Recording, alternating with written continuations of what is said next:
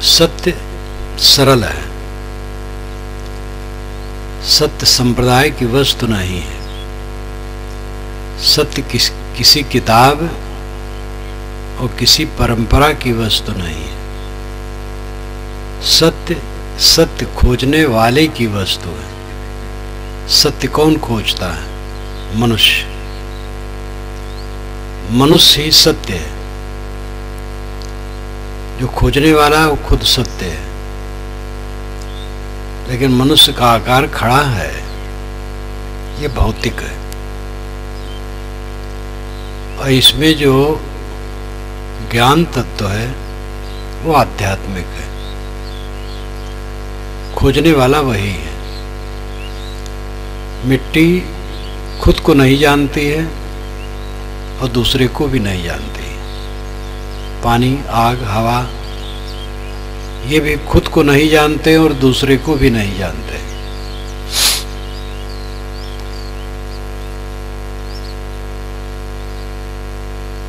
क्योंकि ये सब जड़ हैं। चेतन खुद को जानता है और दूसरे को भी जानता है। खोजने वाला, दुखी होने वाला, सुख की अभिलाषा करने वाला चेतन है। आप चेतन हैं। चेतन किसी पंथ की वस्तु नहीं है, संप्रदाय की वस्तु नहीं है। जैसे मिट्टी, पानी, आग, हवा किस संप्रदाय की वस्तु है? ये तो सनातन है।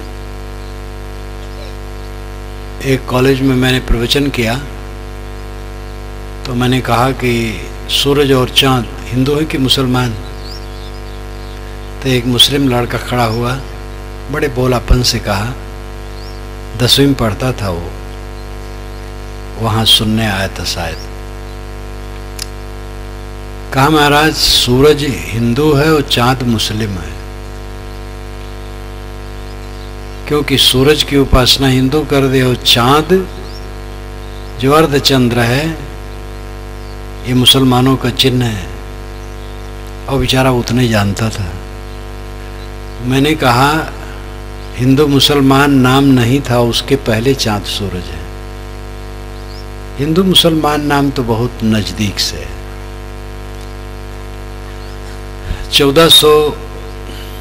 1400 वर्ष से ऊपर कुछ हुआ है मुस्लिम नाम हुए, और हिंदू नाम 2500 वर्ष से चल रहा है।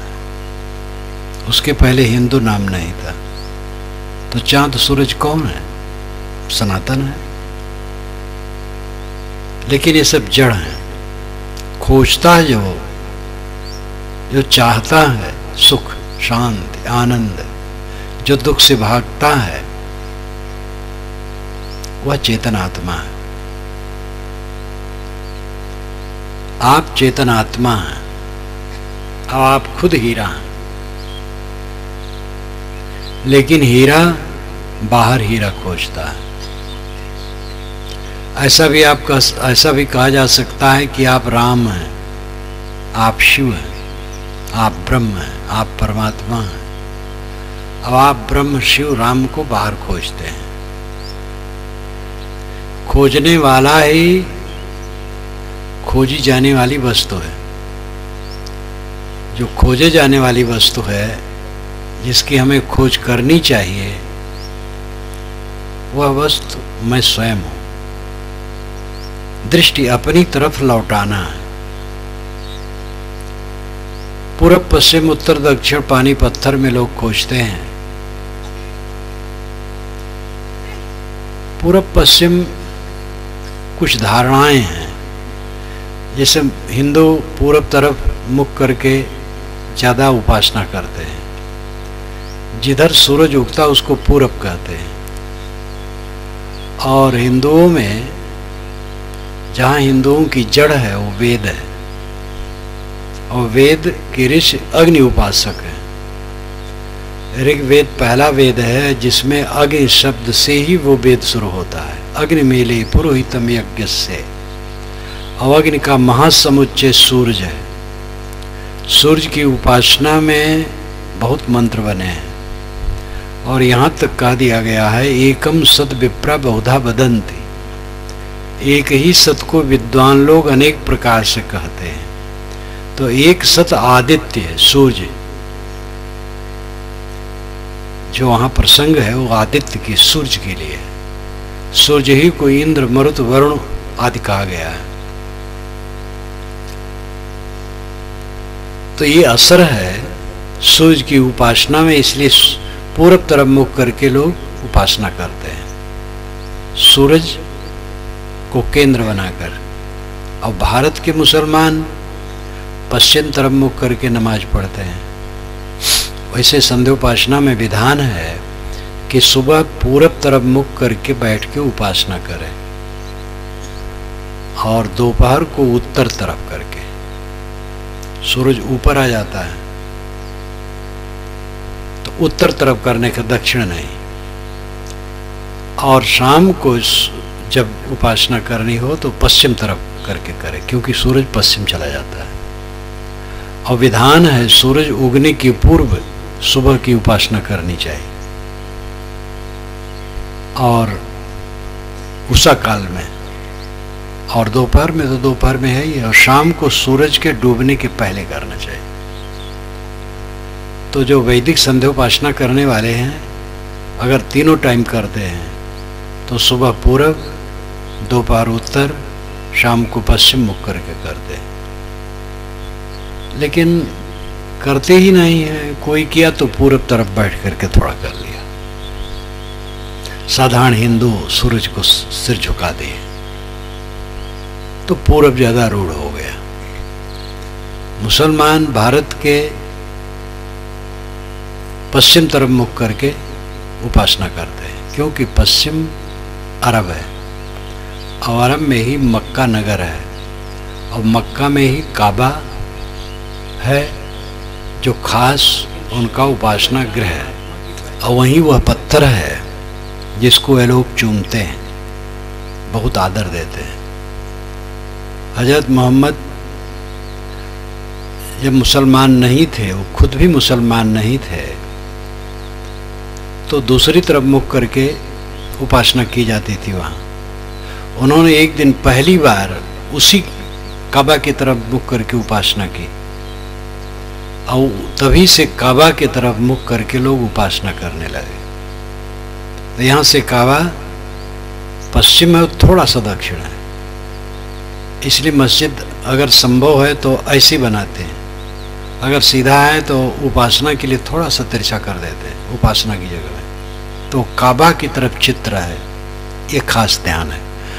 उसको किबला कहते हैं। किबला नाम सामने, जो सामने हो किबला, इसलिए पश्चिम तरफ मुख करके करते हैं, न कि सत्य पश्चिम है या पूरब है। ये संप्रदायों की मान्यताएं हैं।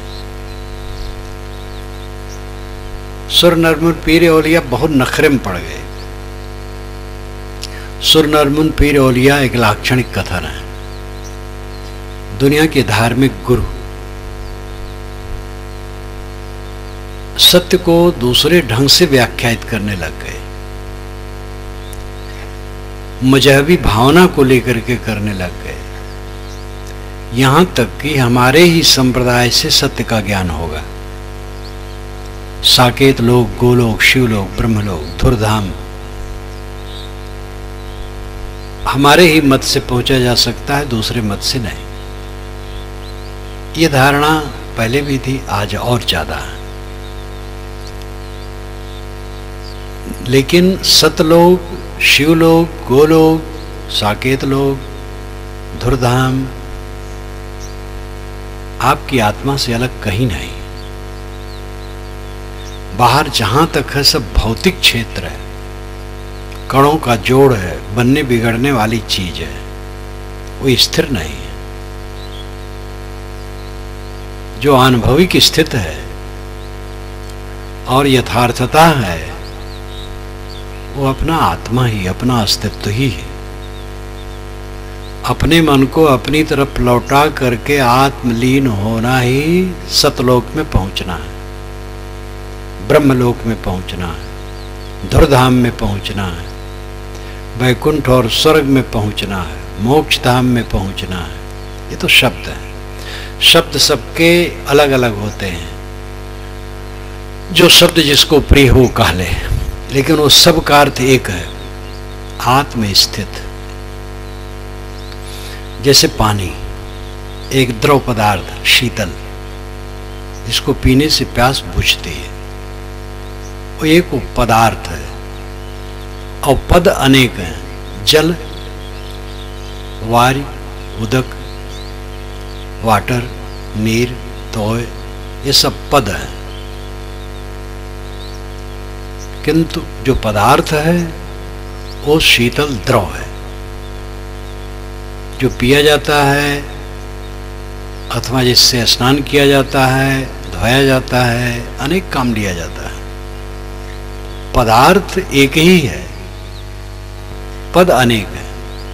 पद यानी शब्द, पदार्थ को समझने के लिए शब्द, नाम, ये पद अनेक है, पदार्थ अनेक नहीं है। ऐसे साकेत लोग, गोलोक, शिवलोक, ब्रह्मलोक, धुधाम, स्वर्ग, वैकुंठ, ये पद अनेक है, पदार्थ एक है, आत्म स्थित। सदगुरु कबीर की वाणी में इसी पर जोर है, पूरी वाणी में है। जो नहीं भेद समझते हैं तो सगुण उपासना के शब्दों को साहब ने लिया है, इसलिए उसको लेकर के कहते हैं कि कबीर ने अलग भगवान माना है। जैसे वैष्णव लोग कबीर साहब साथ ज्यादा रहते थे। किसी भावुक वैष्णव ने कहा, महाराज रघुनाथ कब मिलेंगे? तो कबीर साहब ने नहीं कहा कि नहीं मिलेंगे। अगर सही उत्तर दिया जाए तो यह है कि रघुनाथ से जो अर्थ व्यक्त होता है वो दशरथ पुत्र श्री रामचंद्र है, और उनका शरीर छूटे बहुत दिन हो गया, तो कहाँ मिलेंगे? कोई भावुक कबीरपंथी किसी संत से भावुक होकर पूछे कि कबीर साहब कब मिलेंगे, तो विवेकवान क्या बताएगा? कबीर साहब का शरीर छूटे 500 वर्ष के लगभग हो रहा है, तो कैसे वो मिलेंगे? तो विवेकवान ये उत्तर नहीं देगा कि मिलेंगे। कबीर साहब वैष्णव के हृदय को देखते हुए उत्तर दिया, थोड़ा संभाल करके। ये नहीं कहा कि रघुनाथ नहीं मिलेंगे। उन्होंने कहा, सहज समाधि उन्मुन जागे, सहज मिले रघुराई। जब सहज समाधि लग जाएगी, उन्मुन जग जाएगी, तो रघुनाथ सहज ही जानो मिल गए। घुमा करके कहा। सहज समाधि का अर्थ है सारे विचारों को छोड़ के आत्मस्थ हो जाना, अपने आप में शांत हो जाना, ये सहज समाधि। असहज समाधि है गुरु का ध्यान करना, संत का ध्यान करना, किसी महापुरुष का ध्यान करना, ज्योति का ध्यान करना, नाद का ध्यान करना, शब्द का ध्यान करना, बिंदु का ध्यान करना। ये असहज है, अस्वाभाविक है, बनावटी है। लेकिन कुछ न सोचना, ये सहज समाधि। जैसे कि कोई चेहरे पर पाउडर लगा ले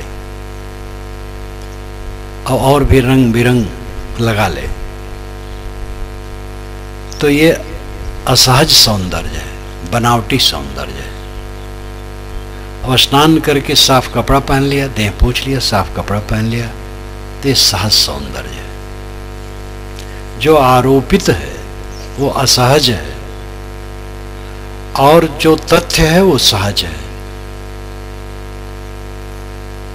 अगर हम गुरु का ध्यान करते हैं तो गुरु का चित्र हमारे चित्त में आरोपित है। आरोपित नहीं, लाया हुआ, लगाया हुआ, जोड़ा हुआ, कल्पा हुआ।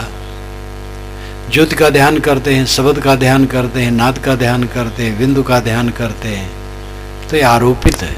हमने अपने मन से गढ़ा और उसका ध्यान किया। यद्यपि ये सब बुरा नहीं है, आरंभ में तो यही करना पड़ता है। कोई निर्विकल्प समाधि में तत्काल नहीं पहुंच जाएगा। कोई साधक बैठे और संकल्प शून्य हो जाए, ये सहज नहीं है। पहले तो जो नकली ध्यान है उसी की जरूरत है, तब असली ध्यान होगा। जो आरोपित है उसी की आवश्यकता है। चंचल चित्त को किसी महापुरुष के चित्र में अपने मन को लगा करके रोकना सहज है।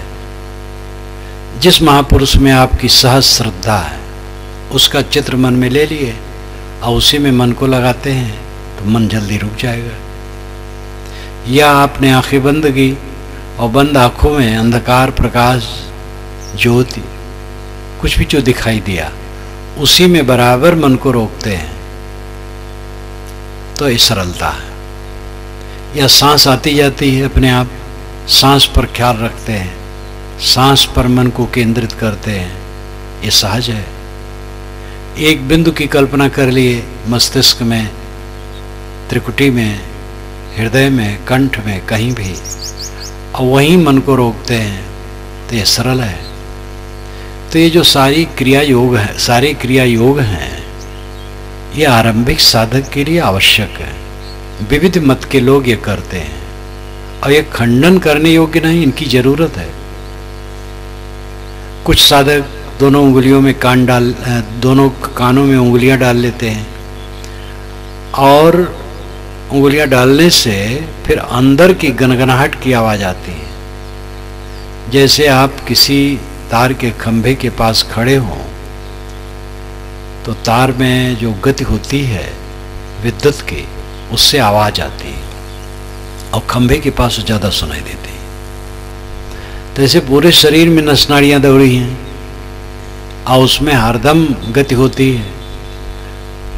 कानों को बंद करने से उसकी ध्वनि सुनाई देती है और जो अभ्यासी होते हैं तो कान बंद नहीं करना पड़ता है, कान में उंगलियां नहीं डालना पड़ता है, अपने आप सुनाई देती है।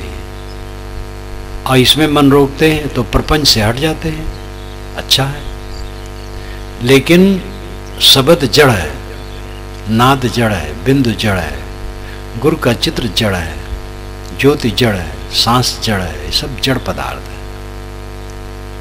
आरंभिक साधना में इनका उपयोग है। जैसे क माने कबूतर, ख माने खरगोश, ग माने गणेश बच्चों को पढ़ाया जाता है, तो आरंभ में इसकी आवश्यकता है।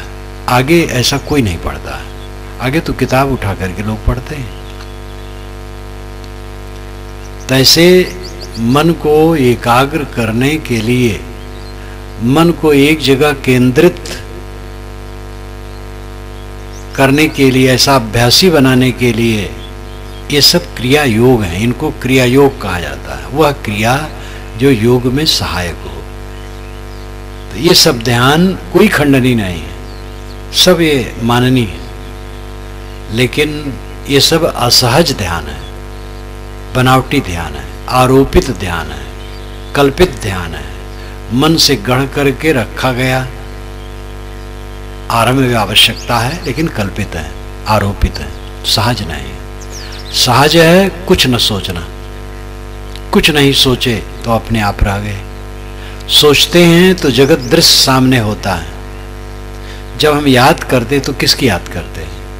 दुनिया की वस्तु की, चाहे ज्योति हो, चाहे नाद हो, चाहे गुरु का चित्र हो, दुनिया की वस्तु है।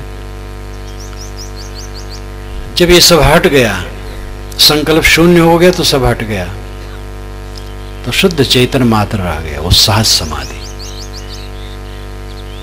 ये उच्चतम अवस्था है, ये कोई संप्रदाय की चीज नहीं है। आप हैं, अब आप करें, आपकी चीज है। आप पहले मन को रोकने के लिए गुरु के चित्र में रोकते हैं, और गुरु एक नहीं होता है। जिसको जो प्रिय हो, जो गुरु प्रिय हो, जो संत प्रिय हो, जो महापुरुष प्रिय हो, जो भगवान प्रिय हो, उसका वो ध्यान करेगा। तो उसमें लड़ाई करने की जरूरत नहीं। ज्योतिनाद बिंदु सांस शब्द, जहाँ जिसका मन है मन रोकता है, अच्छा है। लेकिन अंतिम में जहाँ एकता हो जाती है वो सहज समाधि है, उसमें विविधता नहीं रहती। जैसे आप लोगों से कहूँ कि आप लोग ध्यान करो, तो यहाँ कोई कबीर का ध्यान करे, कोई राम का, कोई शिव का, कोई कृष्ण का, कोई विष्णु का, कोई ज्योति का, कोई नाद का, कोई बिंदु का। जैसी जिसकी श्रद्धा हो वैसा करेगा। मैं कहूँ कि आप लोग कुछ न सोचें, सोचना बंद कर दें, और सब ने सोचना बंद कर दिया, तब क्या रहा? एक अवस्था। पहले एक अवस्था नहीं रही। किसी के मन में कबीर रहे तो किसी के मन में राम रहे तो किसी के मन में कृष्ण रहे।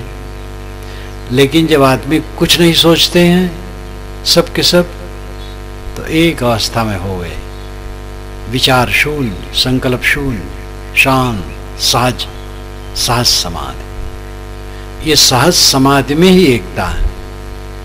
इसलिए कबीर साहब ने कहा, समझे की गति एक है, जिन समझा सब ठौर। कहें कबीर ये बीच के बल कहीं और की और। जितने लोग समझदार हैं सबकी दशा एक है।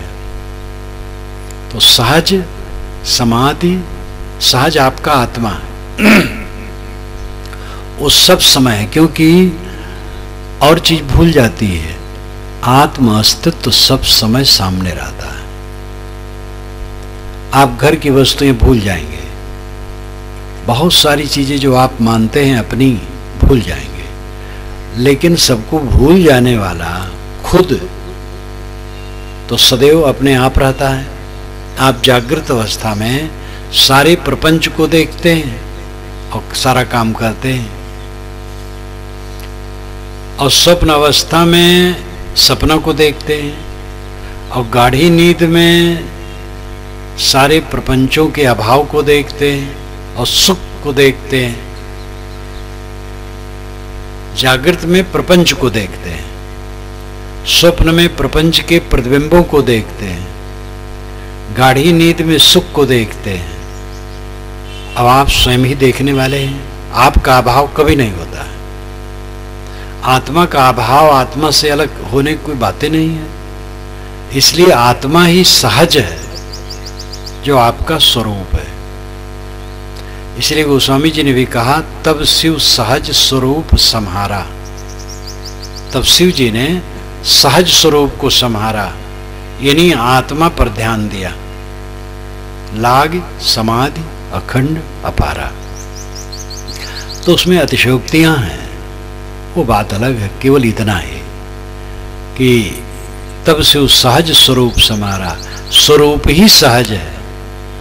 स्वरूप स्व कहते खुद को, रूप कहते पदार्थ को। स्वरूप कहते खुद का पदार्थ, अपनी चीज। आपकी अपनी चीज क्या है? आत्मा, अपना अस्तित्व। शरीर अपना नहीं है, क्योंकि शरीर एक दिन खो जाता है। जब शरीर अपना नहीं है तो शरीर संबंधित प्राणी पदार्थ अपने कहाँ हैं?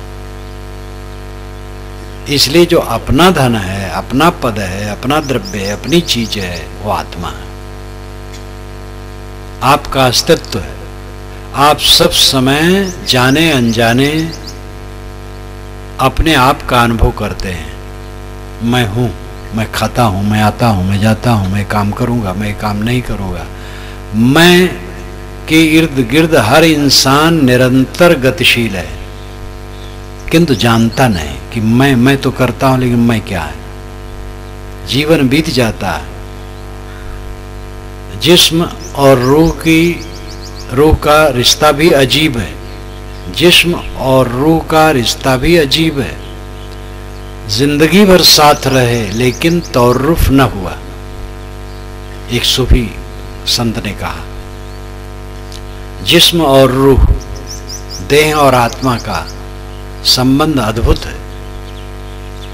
जीवन भर साथ रहे लेकिन पहचान नहीं हुई। शरीर और आत्मा दोनों जीवन भर साथ साथ रहते हैं, लेकिन शरीर की पहचान और आत्मा की पहचान, दोनों की पहचान कहाँ हो पाती है? शरीर को हम ब्रह्म रूप में, कुछ और रूप में देखते हैं। शरीर की सार्थकता काम भोग में है। यह स्थूल बुद्धि का लक्षण है। शरीर की सार्थकता, शरीर में यौवन, सौंदर्य, बल, माधुर्य, सुवस्था, ये सब का उपयोग काम भोग में। शरीर कुछ और ही दिखाई देता है, अबोध बस। लेकिन शरीर को समझ पाए तो क्या है?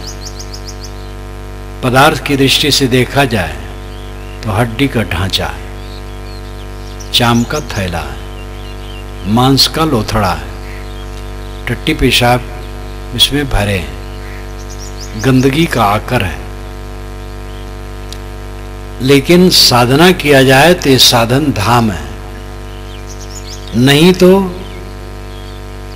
अविद्यावश इसमें अहंकार करके कामादिक उद्वेग में पड़ करके जीवन भर इंद्रियों के विलास में और रागद्वेष में और कलह में बिता करके भवबंधन है। इन बातों को कितने लोग समझते हैं? ना ऐसे गुरु के पास जाते हैं कि वो समझ सकें, ना ऐसी संगत मिलती है, तो ऐसे ऐसे कोरे जीवन भर रह जाते हैं। आत्मा को समझना और दुर्लभ, शरीर ही को नहीं समझ पाते। मैं आत्मा हूं, देह से अलग शुद्ध चेतन हूं, बहुत कम लोग समझते हैं। जो सत्संग पाते वही समझते हैं। बड़े बड़े पंडालों में प्रवचन होते हैं, घंटा घंटा महात्मा और पंडित भगवान की बड़ाई करते रहते हैं, आत्मा के विषय में वो कुछ कह ही नहीं पाते। भगवान की बड़ाई का मतलब काल्पनिक कथाएं। कुछ महापुरुष हो गए हैं, उन्हीं के लिए बढ़ा चढ़ा करके कहना, इसी में सारा समय बिता देते हैं। आत्मज्ञान देने वाले बहुत कम हैं, इसीलिए आत्मज्ञान रहित आदमी भटकता है और एक कचरा में हीरा अपना खोया हुआ है। कचरा है संसार, हीरा है आत्मा। शरीर संसार कचरा है, जिसको आप सहज समझ सकते हैं। अगर सड़क पर हम चलते हो, एक्सीडेंट हो जाए, ट्रक से हमारा पूरा शरीर रगड़ जाए तो क्या होगा? एक टोकरी मलबा। अगर ये पहिया के नीचे बिल्कुल आ गया तो हड्डियां भी टूट जाएंगी, मांस, रक्त, ये सब बिखर जाएंगे। और उठाना होगा तो कुदारी से, रापा से बटोर करके एक टोकरी मलबा होगा। ये शरीर की स्थिति है। इस शरीर की वास्तविकता को हम कहाँ समझते हैं? इस शरीर में काम, क्रोध, लोभ, मोह, उद्वेग उत्पन्न होते हैं। लड़ाई, झगड़ा, कलह, कल्पना, राग, द्वेष, सारे विकारों का घर, दुखों का घर, बीमारियों का घर। कहाँ हम समझ पाते हैं? बस काम भोग के लिए इसको हम साधन समझते हैं। स्थूल बुद्धि, जानवर से भी नीचे स्तर। जानवर तो गर्भाधान के लिए ही संयोग करते हैं। गाय, घोड़ी, भैंस गर्भाधान के लिए संयोग करते हैं। आदमी तो हरदम महा अनर्थ में पड़ा रहता है। जो समझ सकने वाला है इंसान, वही नहीं समझ रहा है। जानवर तो समझ नहीं सकते, लेकिन वह विकारों में भी ज्यादा लिप्त नहीं है। आदमी समझ सकता है तो विकारों में लिप्त है, अबोधी है। अपने को समझो। आत्मा को जो नहीं समझेगा, परमात्मा क्या समझेगा? परमात्मा के विषय में जो कल्पना है कि किसी लोकांतर में वो रहता है, सर्वत्र व्याप्त रहता है, ये दोनों कल्पनाएं आत्मबोध से अलग हैं। सर्वत्र व्याप्त का अर्थ यही है कि सब जगह आत्माएं, हम हैं, आप हैं, आप हैं, आप हैं, सब यही सर्वत्र व्याप्त है। कोई लोक नहीं, सब घट में, घट घट में वही साईं बसत है, कटुक वचन मत बोल रे। ये भी साहब की पंक्ति। घट घट में वही साईं बसता है, इसलिए कट वचन न बोलो। कट वचन बोलते हो तो उसी परमात्मा को दुख देते हो। हमारा परमात्मा जब आत्मा में उतरता है, तभी परमात्मा का अर्थ सार्थक होता है। और परमात्मा कहीं आत्मा से अलग रह जाता है तो कल्पना का विषय रहता और कुछ नहीं। परमात्मा परमात्मा कहने से कोई काम थोड़े बनेगा। पानी पानी कोई जप करे, एक बूंद भी पानी वहां नहीं आ सकता है। पानी ला करके उपयोग करने से काम होगा। आत्मा को पहचानो, जो आत्मा को पहचाना वो परमात्मा को पहचाना। आत्मा ही परमात्मा है। प्रेत आत्मा, दुष्ट आत्मा, शुद्ध आत्मा, महात्मा, परमात्मा, इन सारे शब्दों में आत्मा मूल है। प्रेत शब्द से जुड़ करके प्रेतात्मा बनता है। प्रेत का अर्थ है वह जो चला गया, शरीर छोड़ करके जीव चला गया तो उसको प्रेत कहते हैं, गया हुआ। प्रेत का अर्थ होता है गया हुआ। प्रेत आत्मा गया हुआ आत्मा, दुष्ट आत्मा खराब स्वभाव का आत्मा, शुद्ध आत्मा अच्छे स्वभाव का आत्मा, महात्मा इंद्रिय जित, जिसने इंद्रियों को जीत लिया वो महात्मा। परमात्मा गुणातीत। गुणातीत का अर्थ है जिसकी सूक्ष्म आसक्ति भी संसार की मिट गई, सारी भ्रांतियां मिट गई। आसक्ति को मिटाते मिटाते भी आसक्ति रहती है। स्थूल पदार्थों की आसक्ति मिट जाती है तो भी सूक्ष्म आसक्ति रहती है। जब साधक निरंतर उसको देखता है और काटता है तब पूरा पर्दा फटता है। जब सूक्ष्म आसक्ति भी मिट जाती है, सारी आसक्ति भ्रांति है, लेकिन भ्रांत में आदमी इतना पड़ा है कि हद है। बीड़ी पीते हैं 10 वर्ष से 20 वर्ष से, कहो छोड़ दो, महाराज 20 वर्ष से पी रहा हूं। आसक्ति, आसक्ति भ्रांति है। किसी लड़की या लड़का से मोह हो गया, उसके बिना रह नहीं पाते हैं, भ्रांति है। मोह आसक्ति एक भ्रांति है, लेकिन जब वो मन में आती है तो भ्रांति नहीं समझ में आती, सच लगता है। और उसके बिना जीवन नहीं लगता है कि जीवन है। जीवन तो है जहां हमारा मोह है, अगर वो नहीं तो जीवन बेकार। इसीलिए कहीं मोहब्बत हो गई और अगर उसको नहीं पाता तो लोग आत्महत्या कर लेते हैं। कई लड़कियां हैं जिस लड़के में मोह हो गया, अगर वो लड़का नहीं पाती है, अवरोध हो गया है, तो आत्महत्या कर लेती है। ऐसे लड़का लड़की के लिए कर लेता है। मन में भ्रांति ऐसी आ जाती है कि वो समझ ही नहीं पाता, ये भ्रम है, ये व्यर्थ है। समझ जाए तो व्यर्थ है, कुछ नहीं रखा है। मन आपने लगा लिया। मन लगाना दिल लगी है। दिल लगी, दिल लगी, दिल लग गई, जहां दिल लग गया बस दिल लगी। इसलिए दिल लगना ही दिल लगी है, मजाक है, अपने साथ मजाक करना है। कहीं दिल लगाओगे तो जानो अपना ही मजाक कर रहे हो। दिल लगाओगे बिक जाओगे। अगर हमारे सामने किसी वस्तु का मूल्य अधिक है तो हमारा मूल्य कम होगा। अगर हम किसी मकान को देख करके प्रभावित हैं तो मकान बड़ा हो जाएगा, मैं छोटा हो जाऊंगा। और अगर मकान देख के प्रभावित नहीं है तो हम बड़े हैं। आत्म तृप्त व्यक्ति बड़ा है और ललचाया बस छोटा हुआ। ये सब सारी बातें समझने की है, मत की नहीं, पंथ की नहीं है। सत्य है, तथ्य है, विश्लेषण करो, समझो। कबीर वाणी आप पढ़िए तो इसी ढंग से बातें उसमें मिलेंगी। वे सत्य तथ्य का उद्घाटन करते हैं। पूरी वाणी में वे किसी को सत्य का आधार नहीं बताते हैं कि कोई मनुष्य सत्य का आधार है, कोई पैगंबर है, कोई अवतार है, कोई भगवान के यहाँ से आया है और खुद भगवान है और उसी बात मानोगे तो कल्याण होगा, वो सब रिद्धि सिद्धि देता है। अगर उसकी शरण में चले जाओ तो आपको बच्चा हो जाएगा, कोढ़ दूर हो जाएगा, आंखें आ जाएंगी। ये 2 नंबर की बात कबीर नहीं कहते, इसका खंडन करते हैं। क्योंकि ये होता भी नहीं है। ये तो संप्रदाय वाले लाशा लगाते हैं जिससे हमारे संप्रदाय में ज़्यादा लोग आवें, भीड़ बटोरने को, धन बटोरने के लिए संप्रदाय वाले ये जंजाल रचते हैं। उन्हीं के गुरु बीमार रहते हैं, उनकी बीमारी नहीं अच्छी होती। जो सबकी बीमारी काटते वो खुद बीमार रहते हैं, अनेक असुविधाओं में पड़े रहते हैं। तो ये 2 नंबर का काम धर्म में है।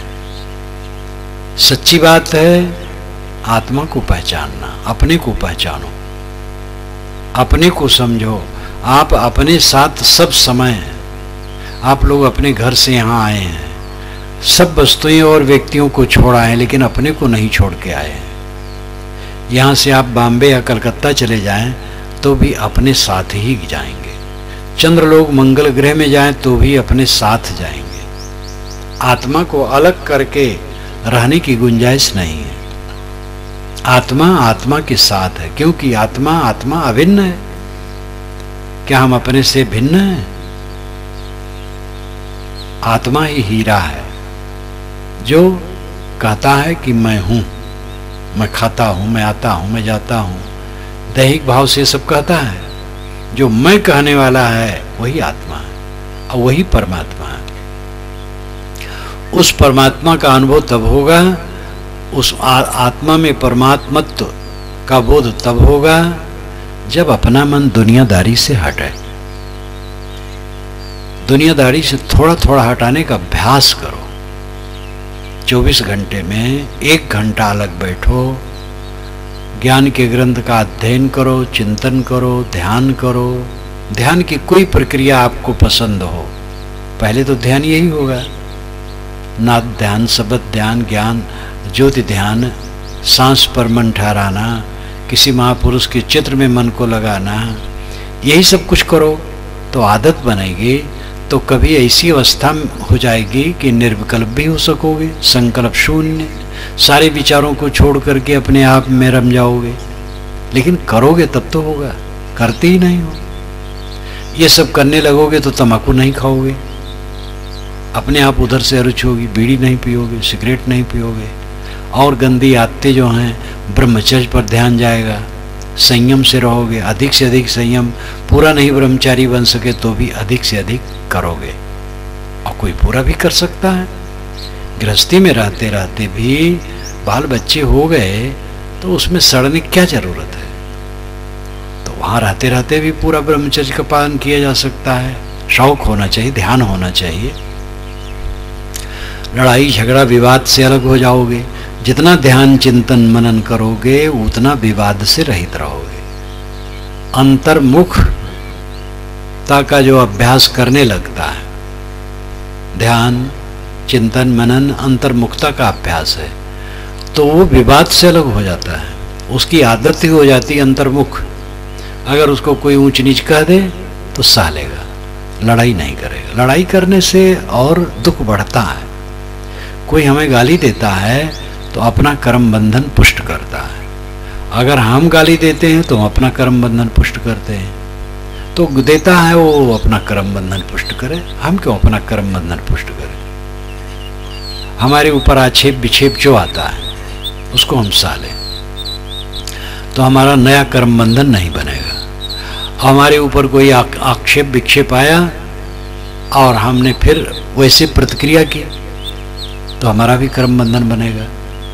अपना मन, अपनी वाणी, अपनी इंद्रियां जितनी उत्तेजित होगी उतना हमारा कर्म बंधन पुष्ट होगा।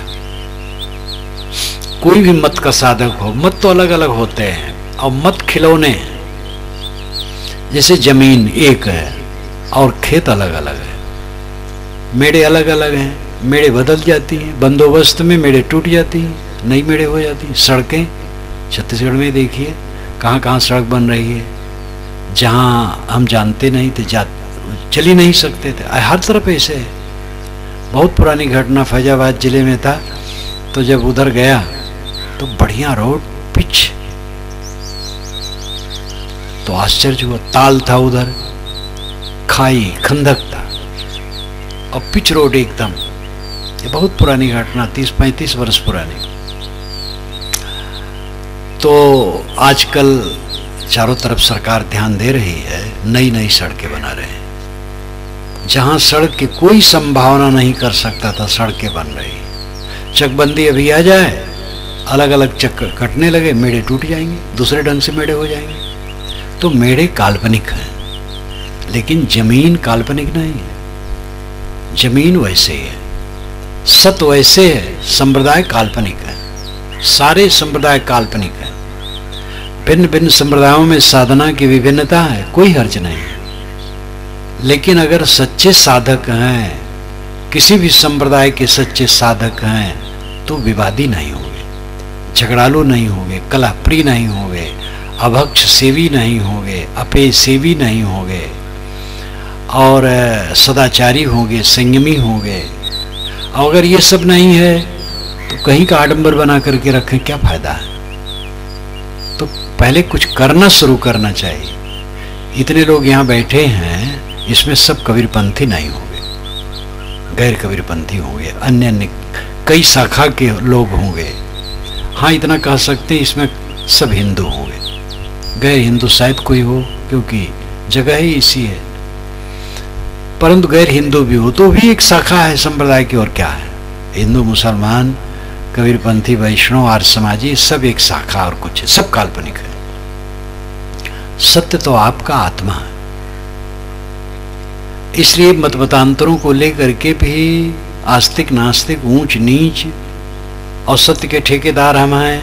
तुम्हारे यहाँ सत्य नहीं मिलता है, हमारे गुरु के पास आओ तो सत्य मिलेगा। ये सब धांधलेबाजी है, ये सब कुछ नहीं। गुरु ऐसा मिलना चाहिए जो बोधवान हो, जिसे आत्मबोध हो, आत्मसंतुष्ट हो, ऐसा गुरु मिलना चाहिए। किसी मत का हो, अगर सच्चा आत्मबोध उसे है और आत्मसंतुष्ट है तो हमारा वो पथ प्रदर्शक होगा, किसी मत का हो। और आत्मबोध उसको नहीं है, भटका हुआ है, बाहर भगवान खोज रहा है, तो किसी मत का हो, उससे लाभ नहीं होगा। हीरा हमारा कचरे में खो गया है, हीरा आत्मा है, कचरा संसार है। खो जाने का मतलब विस्मृत हो जाना, ख्याल न रहना। आत्मा से आत्मा अलग हो ही नहीं सकता, खोएगा कैसे? खो जाने का अर्थ है विस्मृत हो जाना। गले में कंठा, लेकिन भांग खा लिया तो कंठा खो गया। भांग का नशा उतर गया तो कंठा गले में है, तो खोया नहीं, विस्मृत हुआ। एक माँ की गोद में बच्चा था, सोई थी, सपना देखी कि बच्चा रेंगते रेंगते कुआं की जगत पर चला गया है और सरक गया, कुआं में गिर पड़ा, बस उचक गई। नींद खुली तो गोद में बच्चा, बस खुश हो गई। तो उस सपने में उसका बच्चा कुएं में गिर गया, इसलिए व्याकुल हो गई, और व्याकुल होते ही नींद खुल गई। नींद खुली तो बच्चा गोद में, बस खुश हो गई। इतने ही में अबोध और बोध है। हम सपने में, संसार के सपने में जो तादात्म्य किए हैं अपना, इसलिए अपना आत्मा खोया है, परमात्मा खोया है। ये शरीर, घर, परिवार, धन दौलत, मठ मंदिर, जहाँ तक पसारा है साधु गृहस्थ का, ये व्यवहार की चीज है, इसमें चिपकने की चीज नहीं है, मोह की चीज नहीं है। लेकिन इसी में चिपक गए तो व्याकुल है, और जग गए, भंग हो गया भ्रम। ये सब सपना, ये सब कुछ रहने वाला नहीं, बस पा गए। बाहर से मन हटा, अंतर्मुख हुआ, परमात्मा मिल गया। हमारा मन बाहर भटकता, मान्यताएं ऐसी हैं, मान्यताएं हैं कि परमात्मा बाहर है और प्रयत्न से मिलता है। मिलने के साधन आपके पास क्या है? थोड़ा विचार तो करो। 5 साधन हैं, आंख, नाक, कान, जीभ, चाम। छठा साधन नहीं है।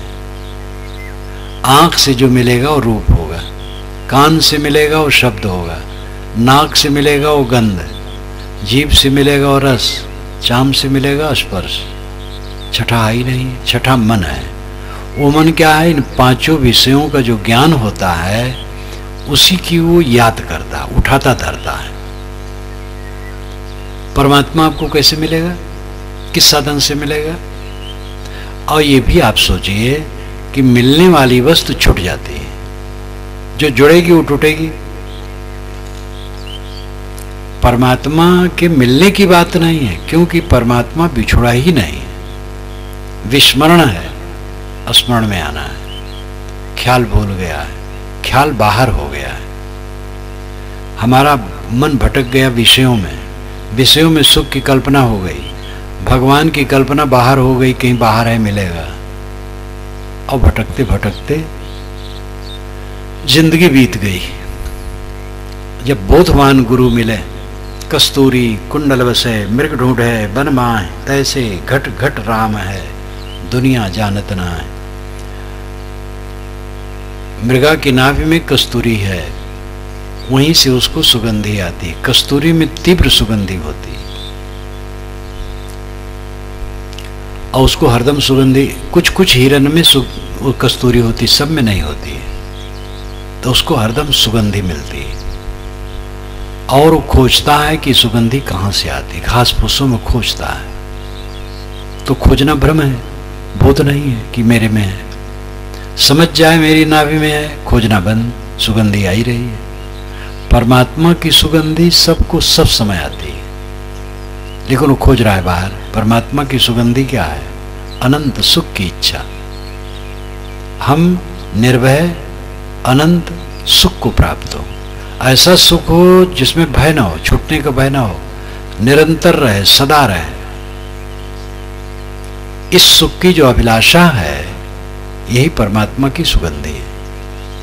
और ये इसलिए अभिलाषा है क्योंकि ऐसा मेरा स्वरूप ही है, मेरा आत्मा ही ऐसा है जिसमें कोई दुख नहीं है, कोई संताप नहीं, कोई पीड़ा नहीं, समझ नहीं है, इसलिए पीड़ा भोग रहे हैं। ये सपने में अपने को भटका रहे हैं। तो ये कचरे में हीरा खोया हुआ है, मन इंद्रियों के कचरे में, जगत मान्यताओं के कचरे में, तमाम भ्रांतियों के कचरे में आत्मा रूपी परमात्मा खोया है।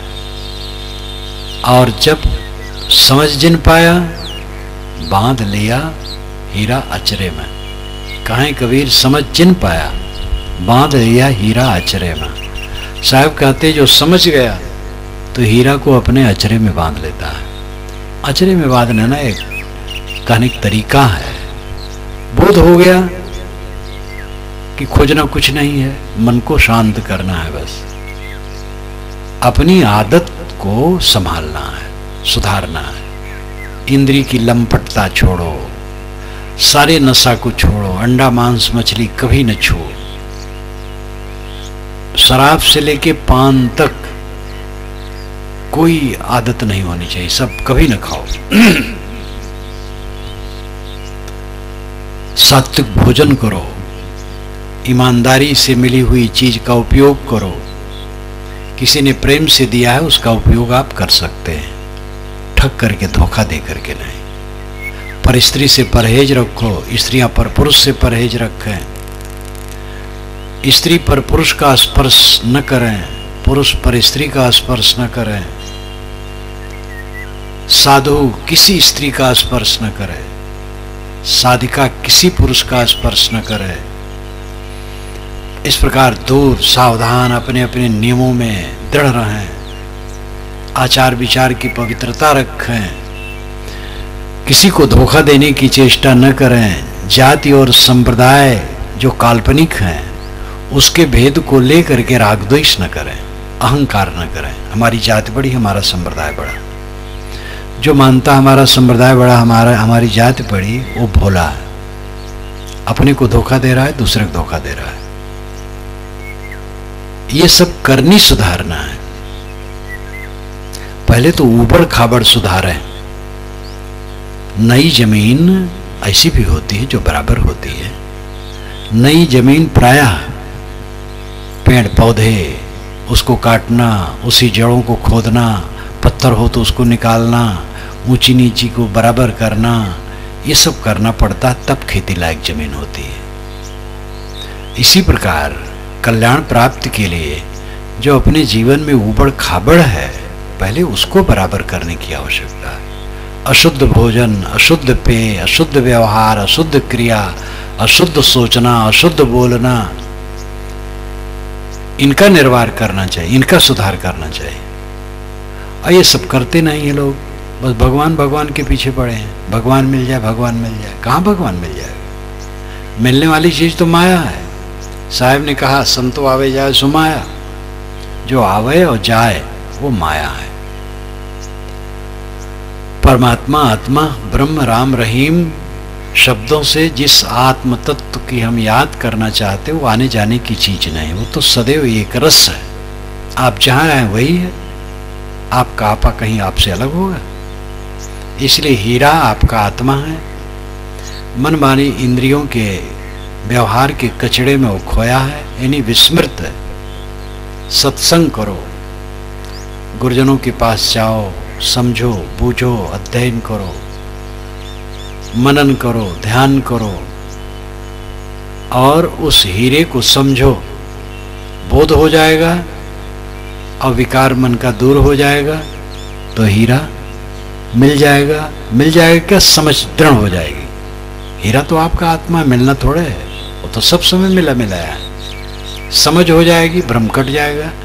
जैसे उस नारी का मैंने उदाहरण दिया कि सपने में उसका लड़का कुएं में गिर गया तो भयभीत हो गई, नींद खुल गई, तो नींद जैसे खुली तैसे गोद में बच्चा, बस खुश हो गई। न खोया न मिला, भ्रम था मिटा। और भ्रम मिटते ही जैसे सांप रात में धुधुलके में, गहरा अंधकार हो तो रस्सी पड़ी है दिखाई नहीं देगी, पूरा प्रकाश हो तो रस्सी में सांप का भ्रम नहीं होगा। मिलित अंधकार प्रकाश में, धुधुलके में रस्सी पड़ी है तो सांप का भ्रम हुआ, भयभीत हो गए। टार्च चलाए, रस्सी दिखी, भय खत्म हो गया। इतने में अबोध बोध है। भ्रम से हम अबोध में घिरे हैं, भ्रम कटा, बस बोध हो गया। हीरा आप खुद हैं, आपका अस्तित्व है। बहिर्मुख हो करके उसको खोए हैं, अंतर्मुख हो। इसके लिए सत्संग, स्वाध्याय, साधना करें। आपको धन्यवाद देते हुए मैं अपनी वाणी को विराम देता हूँ। जय।